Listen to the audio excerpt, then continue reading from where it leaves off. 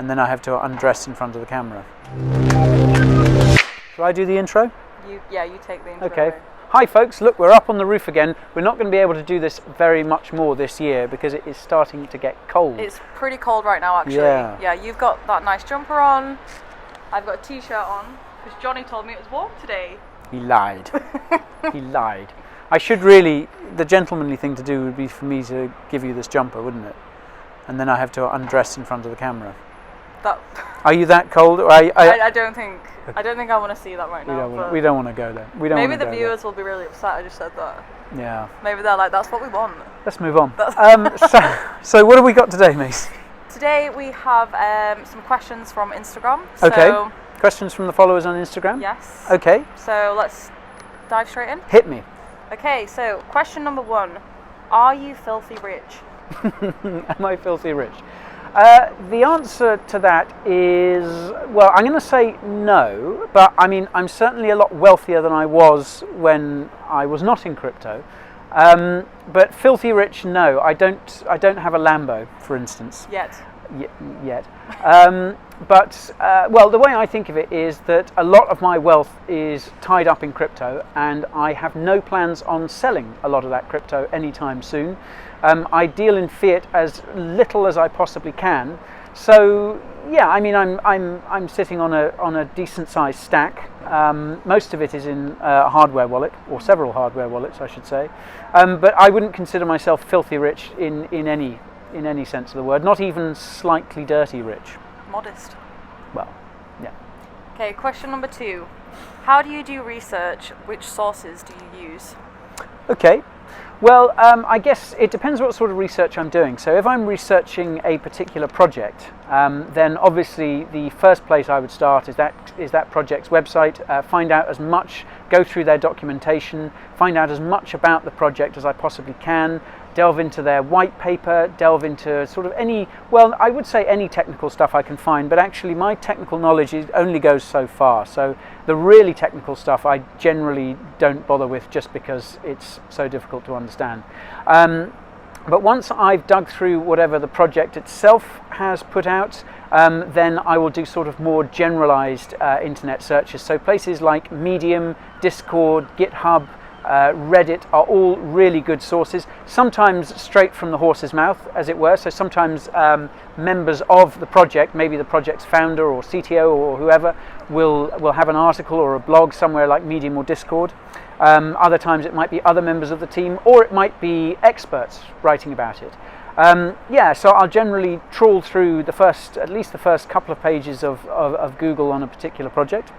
And then I guess if I'm doing a sort of more general overview, say on anything macro, then yeah, it'll generally be a lot more news focused. I have a number of crypto news sites that I look at, things like Decrypt. There's a great app called Crypto News, which is a sort of aggregator of a lot of different crypto headlines. There's also the likes of CoinDesk, Cointelegraph, things like this. And obviously sometimes there's a lot of useful material on places like CoinGecko, CoinMarketCap. CoinMarketCow is also a really useful one to see what's coming up with a project. That is a very, very long answer, and there are more parts to it than that. But there's a few places that I get started with. That was a very long answer. I slightly drifted then. I can smell garlic bread somewhere. And yeah. I started wandering. Ooh, that does smell good. I'm peckish. Okay, next question, then we can have some garlic bread. Can you give some advice to a 17-year-old starting in the crypto industry? Oh, okay, great. Well, first of all, it's great to hear that there are 17-year-olds and other young people out there wanting to get into crypto, because as I think I've said a few times before, crypto needs people. It needs people to work on the projects. It needs good, smart people. So this is great news. If you're a 17-year-old getting started, then yeah, I think your investment options are supposedly limited because of, I think you have to be 18 to invest in sort of most places. So my advice would be to learn as much as you possibly can, and kind of going back to my earlier answer, if there are projects that you really like, find out which projects really mean something to you, really speak to you, and just trawl through their documentation. And also something else that is really useful is to look at the biographies of the people who created them. Sometimes these guys and girls are, a bit more private. It can be difficult to find information about them, but wherever you can, find out about the people behind these projects, because they will quite often, their career trajectories, the choices they made, that will give you an idea of what sort of way you might like to go down, because not all of them began by coding in their basement. No. Say, lots of people have different routes into it. Lots of people have gone to particular universities, studied particular courses, etc.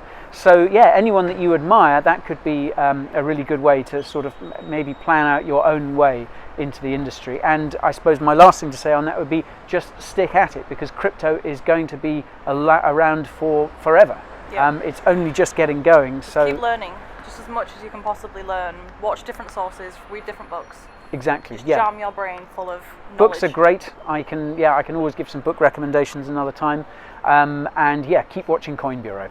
Yeah. Most importantly of all. Okay, next question. Someone's put a gun to your head. Which crypto do you go all in on? And it can't be Bitcoin. BTC. Okay. Can't be BTC. No, I'm not 100% sure it would be Bitcoin.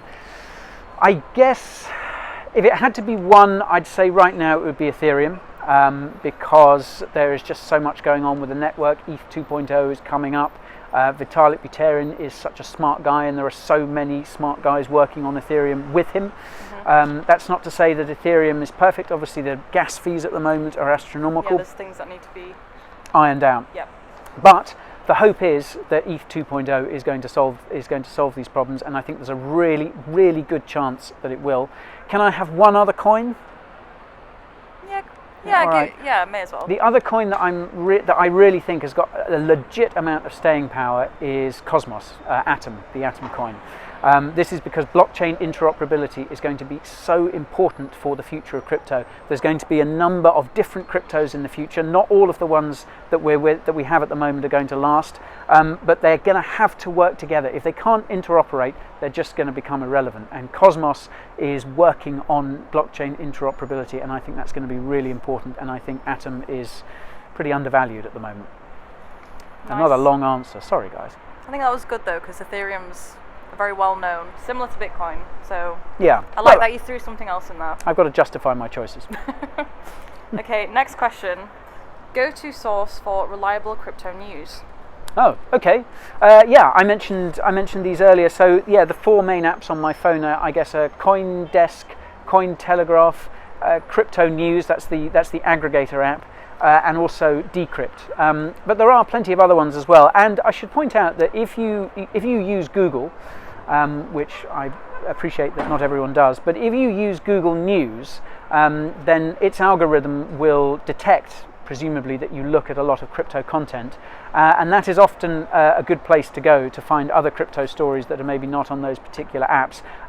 Mainstream news is also worth keeping an eye on, the likes of Bloomberg and Forbes and The Economist and people and places like that. Mm-hmm. Some of these guys tend to be a bit FUD orientated, but yep. With the best of them you get a balanced analysis by really intelligent writers.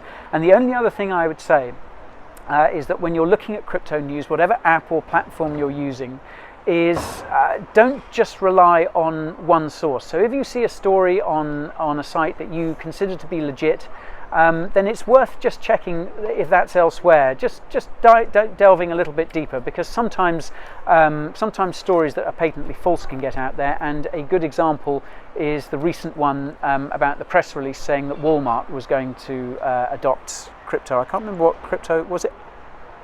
Maybe just crypto in general. And that very quickly turned out to be complete nonsense. Yeah, I remember. But not before a lot of people have been fooled. It's completely gone out of my head which particular crypto it was going to adopt. But yeah, all of a sudden, Litecoin. It was Litecoin. Yep. Walmart adopting Litecoin, and suddenly people got very excited about that. The price of Litecoin briefly spiked a lot, and then it was found to be complete nonsense. So yeah, always double check your sources, triple check your sources. Okay, next question. This is quite an interesting one, actually. Okay. Have you considered getting an office dog? Have I considered getting an office dog? Mm-hmm. Well, I've got a question for you, Macy. Yeah. Have you inserted that question Oh, of your own No, it wasn't me. into the It was one of the followers on It was one of the Instagram. followers on Instagram. Yeah. Really? And they said maybe a Oh, there's more long-haired miniature dachshund. If for the possible. office. Yeah. Let me see. Well, Macy, I haven't considered that so far. I don't know who. No, I haven't considered an office dog, especially a long-haired miniature dachshund. But yeah, it's an interesting thought. I'd quite like one. So whoever sent this question in, me and you. Don't you Instagrammers just know what she's thinking? It's spooky. It's crazy. Okay. Last question. How long have you been in the space? Well, I discovered Bitcoin. I stumbled across Bitcoin in 2013 when my local pub in Hackney, East London, the Yep. Pembury Tavern, I saw that it was accepting Bitcoin. And so that, I feel, is the start of my journey. That's when I went, hang on a sec, what on earth is Bitcoin? And down the rabbit hole I went. And you never leave. And I'm still there today. Is that all of them? That's all. Yeah, that's all. Oh, well, thanks for sending in those questions, folks, especially the one about the miniature dachshund. That was my favourite. That really came out of the left field. I really enjoyed this. We'll do this again sometime, shall we? Thank you for all your questions and hope you enjoy. See you soon.